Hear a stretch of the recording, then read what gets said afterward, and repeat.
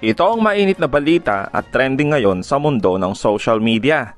Matapos kumalat ang balita na mismong si Kong Marcoleta ang magiging abogado ni VP Sara kung sakaling matuloy ang impeachment case sa Kongreso, abay biglang kumambyo ang Kamara matapos sabihin ni Kong Chua na malabo ang impeachment sa taong ito dahil sa maliit na panahon para dito. Kaya naman pumalag itong si Makabayan Black Kong Castro na dapat ituloy ang impeachment kay VP Sara dahil sa kaliwat ka ng ebidensya at binatikos niya din ang kawalan niya ng tiwala sa AFP.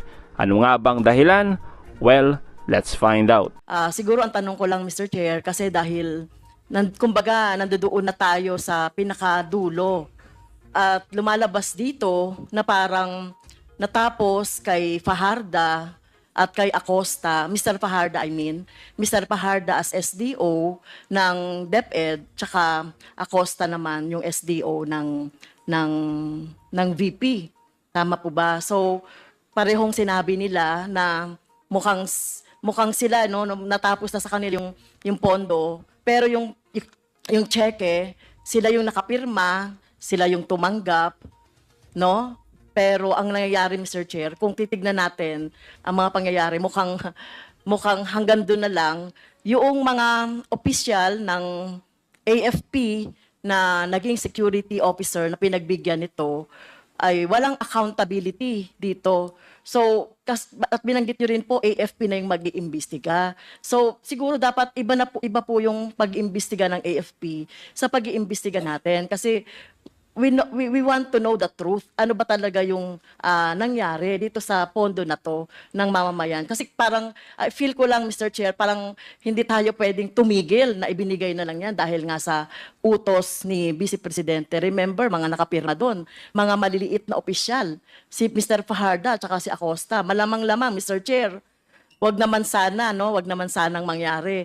Baka sila pa, yung mademanda dahil sila yung tumanggap ng cheque, sila yung nagpapalit, pero baka maabswelto itong mga militar, itong mga security officer na tumanggap. Kasi dito lang natin makikita in transparency, no? Yung ano ba talaga nangyari doon sa pondo?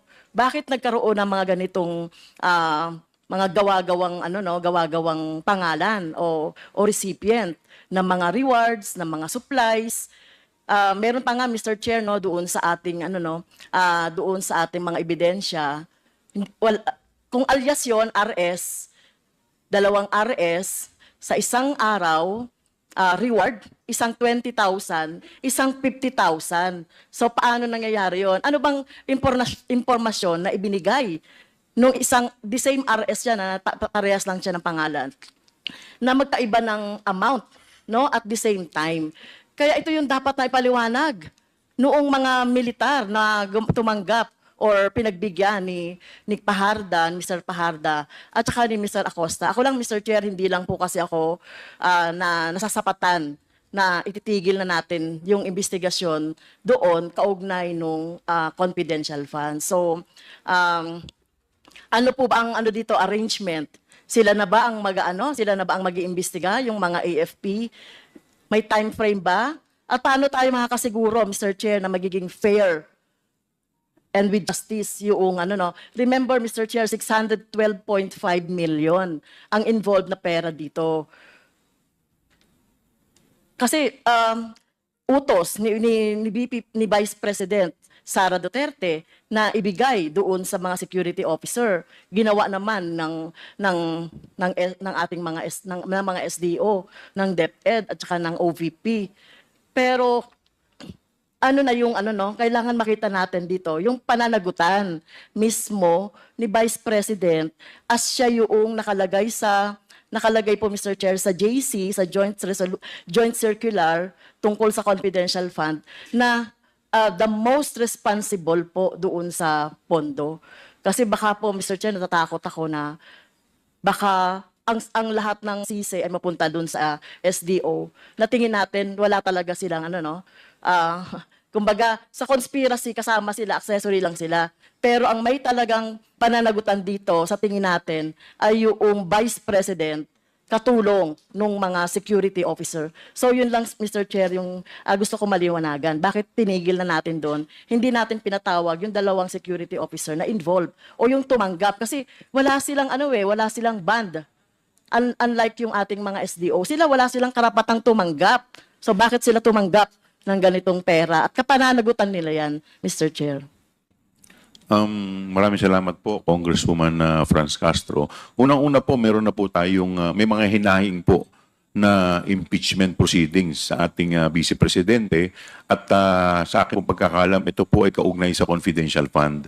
So ito po ay dudulugin na pag ito po ay na-refer sa Committee on Justice. So sa akin pong paniniwala, na yun na po yung, at yun din po yung mga suggestion ng ating mga miyembro na doon po tutumbukin yung investigasyon.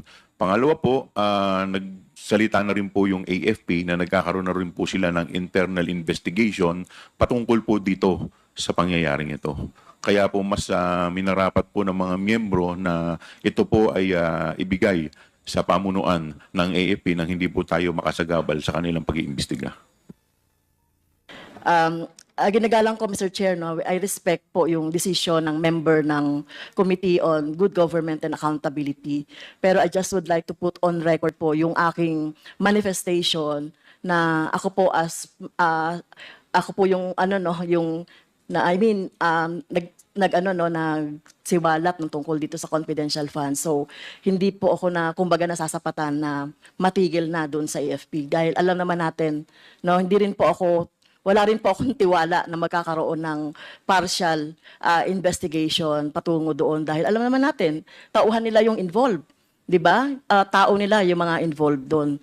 Nakita naman natin doon sa ating mga investigation na wala namang national security involved. No? Wala namang, ang involved dito, Mr. Chair, ay yung national interest ng taong bayan. Ang pondo na 612, na kagaya nga ng sinasabi ni Congressman Raul Manuel, sinasabi ni Congressman Luistro, na kung nagamit ng maayos yan, na bigay natin yan sa ating mga estudyante, sa education, at pangangailangan pa ng ating mga mamamayan. So, ang tanong ko po, Mr. Chair, yung po bang investigation ng AFP, hindi na tayo involved doon. At kailan nila sasabihin po yung investigation? Kailan sila magkakaroon po ng report doon sa investigation? Kailan matatapos? Binigyan po ba natin sila ng time frame, Mr. Chair? Tayo po ay makikipag-ugnayan po sa AFP. And in addition to that, tayo po kasi ay recommendatory lamang ang pwede po natin na gawin. We can recommend the filing of cases to hearing officials, pero hindi po kasi tayo ang tagalitis. Ang proper ahensya po na po pwede pong maglitis dyan ay yung Office of the Ombudsman. Ito po yung mga ahensya na dapat pong maglilitis. At sa hanay naman po ng AFP, ang alam ko po meron po silang JAGO kung tawagin po yan or yung court martial kung hindi po ako nagkakamali. Mr. Chair? Thank you, Mr. Chair. Okay. With the indulgence of I yield to Congresswoman Congress- Castro. Kong Mr. Dia. Chair. Congressman Opo. Sia. Thank you po, Mr. Chair. Naintindihan po natin yung hinaing ni Congresswoman Franz Castro. Tama po siya. Siya po yung unang nagsiwalat nitong confidential funds. Mr. Chair, gusto ko lang pong i-remind ang committee members, lalong-lalo na po ang chair kasi siya, nung pinag-usapan po natin ito, yung purpose po talaga po natin is tingnan kung paano na-abuse itong confidential funds. Let me just put into record, Mr. Chair, that intelligence funds and confidential funds are not intrinsically evil. It is how the usage and utilization of these funds are, that makes it bad in a way. Kasi may abuses. That's why we introduced two pieces of legislation kung paano i-define kung ano ba yung confidential funds. Pag sinabi mong confidential funds, ano bang definition nito? Anong technical na parameters na po pwede natin makonsider na confidential funds? Pangalawa, alin ba sa mga ahensya ang dapat pagbigyan? So we have already accomplished that, Mr. Chair. In fact, dun po sa pangunang pambungad na statement po ng ating chairman ay sinabi niya po yan in aid of legislation. As to Mr. Chair, culpability, tama po yung sinabi ng chairman na meron pong mga ehensya sa sa judiciary or ehekutiba ang maaaring magpursu nitong mga kaso. At gusto ko lang pong linawin din po at i-re-emphasize yung sabi po ni Chairman sa ating kagalang-galang po na kay Ma'am Franz Castro. May way naman po talaga to hold these officers accountable. Apart from what they're doing right now as in part of the internal investigation, they're also already the complaint, no, impeachment complaint, which I believe if we are to push the accountability side of this issue, then that's the perfect avenue for these members to discuss about culpability allegedly of these two officers, Mr. Chair. Thank you for that. Thank you po. Congresswoman Francis. May I You are conclude, Mr. recognized. Chair? Thank you for that intervention, Kong Zia. So, siguro ang worry ko na lang dito, Mr. Chair. So, ito ay inimbestigahan natin. Nakita talaga natin yung anomalya dito sa confidential funds na talagang ang paggamit nito ay talagang nakita natin yung maling paggamit nitong confidential funds. At ang nasalang dito yung SDO at saka yung mga officers, yung utos, no? Pwedeng maaring itanggi yan, maaring itanggi yan noong highest official ng office na inutos niya yon or whatever. So talagang maiipit dito, Mr. Chair, ay yung dalawang SDO. Baka malamang-lamang yan, ma-absuelto dito si Vice President Sara Duterte. So yun lang yung takot ko. Kung hindi natin yan itutuloy-tuloy at pabayaan natin sa AFP. But anyway, I respect the wisdom of the committee members dito sa Good Government. At ito ba ang siguro di nyo rin you can answer it or not na. So ibig sabihin itutuloy na natin ito doon sa impeachment na lang, Mr. Chair. Itong mga findings natin dito through the Justice Committee na lang ba? Sa ngayon po wala pa yatang gumagalaw sa impeachment no? Hindi pa naman ito na i-refer sa Justice Committee, no? At narinig ko kayo kanina, sinabi nyo, we have no time na for this impeachment. Kaya nag-aalala lang po ako na hindi natin mapapanagod si Sara Duterte dito sa kalokohan na ginawa niya sa confidential fund kasama ng mga binanggit na mga security at ilan pang mga kakonspire niya sa Office of the Vice President and the Department of Education.